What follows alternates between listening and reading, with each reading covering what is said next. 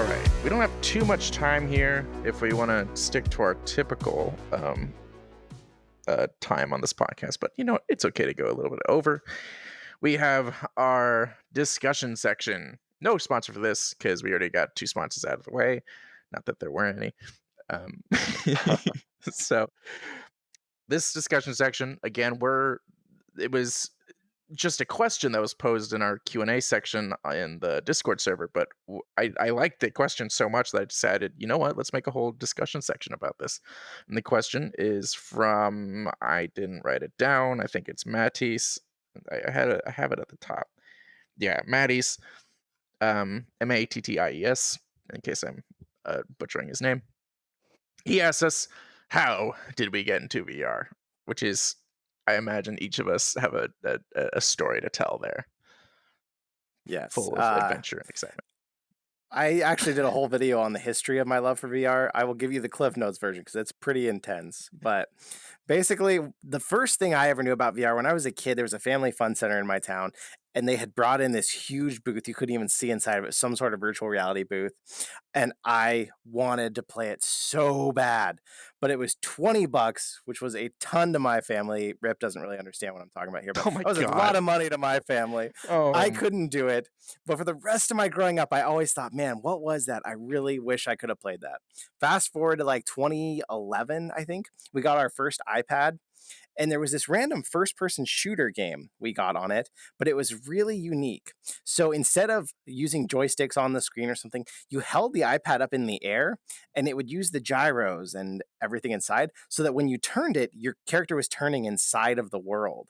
And it was almost like you were holding this window into a virtual world that you were playing, and you had to literally turn and then walk down a hallway and turn and walk down the hallway. And I remember telling Nat about it. I was like, I don't know how this is going to happen. I don't know what this is, but I think this is the future of gaming right here. Because I was like, if there was some uncumbersome way, obviously holding an iPad sucks, but I was like, if there was some way they could like strap this to your face or something and you could do this, I was like, this would be the most amazing gameplay ever.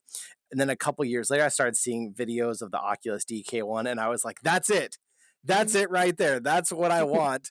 And I was like, the minute something comes out that I can afford, I'm getting into this. So the first day you could reserve a PSVR, I reserved mine, put the full down payment down to get it. And then the launch day of PSVR happened, and the rest is history. I've been in it hard ever since. And now I own a Rift, a Quest, a PSVR. I just can't help myself now. It's good. Right. It's all good. Oh, Can't go back. that's really cool.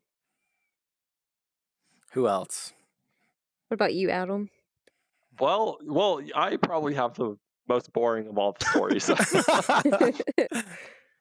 I had a really awesome gaming computer, and I built it to play Destiny 2 on PC. And then I got bored with Destiny 2, and I'm like, I need something else to play. And I'm looking through my Steam library, and nothing looked fun. And I saw a VR game, and I'm like, that looks fun. And so I bought a VR headset. Oh my God. Yeah, I think that's a really good story, because there's a lot of PC players even still that could get bored of every PC game and for some reason do not want to try VR. I don't know why. I think the tide is turning on that movement, but there's been a lot of VR hate, especially from the extreme PC players for a while. So I love that you thought, let's try this and let's see what it's about. Well, it's one of those things where, looking through my Steam library, I have a huge variety of games, and it just started to feel like I've kind of seen everything before. And VR offered this experience that was totally unique and unlike anything else I tried before. So I had to try it out. Right. And it's 100% been worth it. Nice. Yeah, you're right, Jay. That is like a good, it's, you don't have to be like, it's no longer, it's both price-wise and game-wise no longer at a point where you have to be looking for a particularly niche thing to enjoy this. We have good games that everyone can enjoy. I guarantee you, if you don't like Beat Saber, you have problems. Sorry, all the people that don't like Beat Saber. Yeah, go play Tower Tag. Yes, may you be condemned to an eternity in Tower Tag with a tiny play space. Yeah, it's, I suppose, while it's a simple story, it is kind of good to hear that we're starting to get to a place where that's sort of like, I think, the reason some people like buy the Switch. A lot of people bought the Switch because they wanted Zelda, but a lot of people also bought the Switch because it's something new and interesting, and that's super cool, and that brings a lot of people into it a lot more easily and with a lot less hate than, well, maybe not, but a lot. I think less stigma than VR has as like a gimmick. No one really thinks that the Switch is particularly gimmicky at this point. Yeah, people have Right. gotten past that. Hopefully VR too, but there's still the haters out there. You will change. Oh yeah, yeah. I've had a couple of them because my Steam ID it has VR in it, and it was hilarious. I don't know if I have it recorded, but if I can find it, you'll have to hear the whole clip. There was seriously this dude who tried to call me out on it. He was like, "Oh, but you have VR in your name," and I laughed so hard. I was like, "You did not just say that." I was like, Really? Out of any kind of dig you can take at me, you make fun of VR, like." So, yeah, Were there's they definitely still those people out there, what but were they trying to make fun of? just typical, like, toxic people in CS:GO chat. Oh, okay, all right, never mind. I Yeah. guess, like, yeah, like, just being a girl in a PC game, I have no idea, but it was pretty great. I was just like, "Okay, well, that was the first." Another day in CS:GO. Yeah. But But what about you, Destiny? Yeah, Yes, how did you get into VR? I think I've probably talked about this a million times, and I that's don't know if true. y'all are tired of hearing about it, but CS:GO. Like, that's just a huge part of, like, my background, like, I cannot get enough of it, and so me and a friend it's funny, we were talking about it one day, we found out that there was other games similar to it in VR, in which I had been wanting to try out VR for a while, like, we even have a local, like, kinda like an arcade. It has, like, a bowling alley, stuff like that, but it does have a place for you to try VR, and I believe it's the HTC, Mhm. headset, so I got to try it out, and, of course, it's, like, typical, like, The little Vive, for those penguin unfamiliar. shooting snowball game thing, and I was like, "Oh, yeah, this is cool," you know? But, yeah, like, once I found out that I could take my CS:GO game, like, to the next level, I was like, "I have to have VR." And I've loved it ever since. And like I've even played CS:GO in like actually in VR, not just Pavlov, but like on virtual desktop. And I remember that was a pretty funny experience Oh. because I was talking in the chat in CS:GO. I was like, "I'm playing this in VR," and this little kid was like, "No, you're not. You're lying." And I was like, "No, I'm really playing this in VR right now," and it was pretty great. And so yeah, not too much of a backstory, but Yeah, what no, about it's you, Rip? cool. I think I had let's see, mine I think what eventually got me to get the Rift S was, actually Elite Dangerous, but but my general interest in VR was definitely long before that. When we started hearing about, VR, it was on my radar. The Yes, I Raiders. have a pet raider, and he's got, like, all sorts of advertisements on him, and he had VR on him one day. Um, so, yeah, so VR was on my radar, and I thought it was cool, but I wasn't necessarily, at the time, headsets were, like, over $1,000, so it was like, "No way." Um, and then I went to not the full E3 event. E3 had, like, an E3 Play, I think it's called, E3 Live, it's something like that. Um that I was super excited for. It was free to attend. You just had to make sure you got on the first list of people. And the moment I saw news about it, and I like I said, I keep up with the games industry, I'd like to say pretty well. So I saw it as the news came out, which meant I reached out to like 7 other people I knew. I was like, guys, sign up for this thing right now. We'll worry about it later, whether you go or not. Um, and 6 people ended up going. Um, so we weren't in LA, so we all traveled down for this event just to like be around E3 and do this really cool thing. Turns out the event was terrible, but there was a highlight. It had like only a couple games, and it was super full of people for really not that great an experience. But Vive was there, their HTC was there with their Vive, and They had oh, what is it? They had pirate space training, I think it is. Space pirate trainer. Space Pirate Trainer. They had Space Pirate Trainer and the Steam, like a couple of those Steam demo games before they like put it all in one neat package called whatever Steam thing has now. It was just like the archery Mhm. game, but by itself.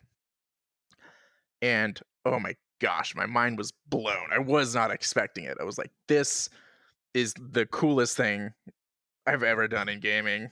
This is like I knew that I couldn't afford it. It was still like $1,000 to hop into VR, and then you needed a really beefy PC to run VR then. You know, you couldn't run it on a 1060. You needed like I don't know, I forget what the nicest stuff was back then, but you needed the nicest stuff. Um so I didn't get into it then, but I was already interested. And that's when I started following VR, and I followed it really heavily. Um and then the PlayStation VR was announced, and as soon as I could get my hands on it, I did. And it was cool. It had a lot of good games. It having already played the Vive, I still like remembered it so well that I knew I was getting a lesser experience. I was like, this is not what I played. I'm getting a screen door effect. It's like things don't feel as smooth. It doesn't feel like it's there. It felt like I was trying demo equipment more than anything else. Sorry, PlayStation users, but I wasn't a fan of it. Like I felt like if I'm gonna be in VR, I want to feel immersed, and I kept feeling like I wasn't immersed due to this thing or that. Um, so so much talking. Um, so the so I sold it. I sold the PlayStation VR headset. I was like, I could use this $500 for other things, and I'll wait till something else comes out. And something else came out. We got the Rift S and the Quest, and so finally 6 months ago, as we told each other about like how long we've been playing, 6 months ago, I was like, all right, diving in. Let's check this out. And oh, we're there, fellas. Like if you are looking for VR, now you can jump in. $400. I had a decent computer, and that's all it took to run VR. Yeah. Yeah, people forget that who haven't been around VR a while. The price of entry used to be astronomical because, like, even the Yes. original Vive was $800, which may not seem like a lot, but at the time, if you wanted a gaming PC that would run it, 1,500 might have gotten you a PC that would run it. But a lot of people, you really need a $2,000 PC, so you're looking at almost $3,000 to get into VR right off the bat if you didn't already own one. Where that's why PlayStation VR was kind of the unsung hero back then, because if you already owned a PS4, you're looking at $400 or $500 to get in and try something. And yes, it may not have been as good, nearly as good, but it was still approachable. Right. And now most of us have a PC. At least if you're into gaming at all, you have a game PC, it'll probably run it with maybe one upgrade. Like you're probably close. Right. And if you don't, you can get a Quest for $400 and still get a really comparable experience. So VR has come so far. It's so much better. If you tried it a few years ago and you think it sucked, try it again. If you haven't tried it yet, now is the time to try it. It's definitely at the tipping point here. Hmm. Yeah, it's approachable. Also, It's I consumer don't friendly. yeah, and I don't know if, like, y'all have had a similar experience or not, but also for people, I know we've talked a lot about, like, arcade playing and stuff, but, and, like, with my experience when I tried the HTC, it was funny because I'm not gonna lie, initially, like, yeah, of course, I thought it was super cool, but, it's not quite what I was expecting, especially for as much, like, positive things that I'd heard about the HTC headset, and I think part of it, because then after I got my Quest headset, I was blown away, like, at the time, it actually even seemed so much better, but I think the difference is because with my own personal headset, I was able to make sure that the focus was correct, that the fitting Right. was correct, Mm, that the lens was clean, and all of these small things that actually make a huge difference in your VR experience versus when you're in an arcade setting with some of these people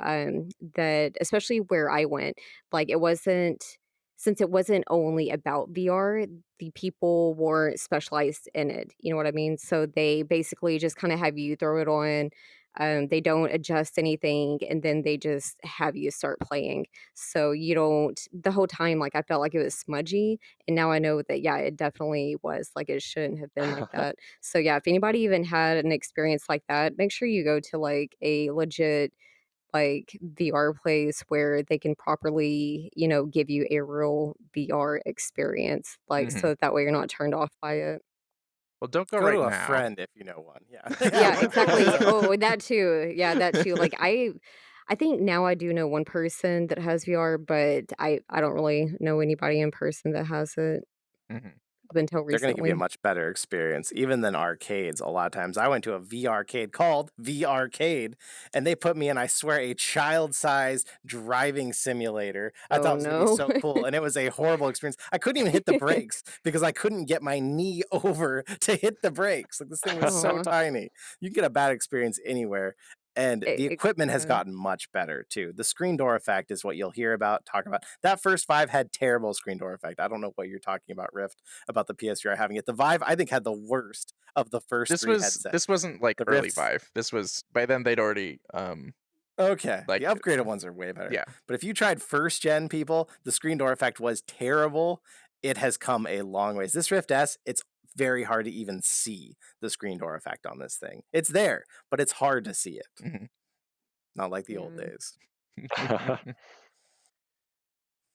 All right. I think with that we're going to wrap.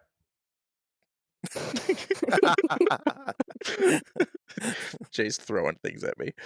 Um, so with that, we're gonna wrap this podcast up.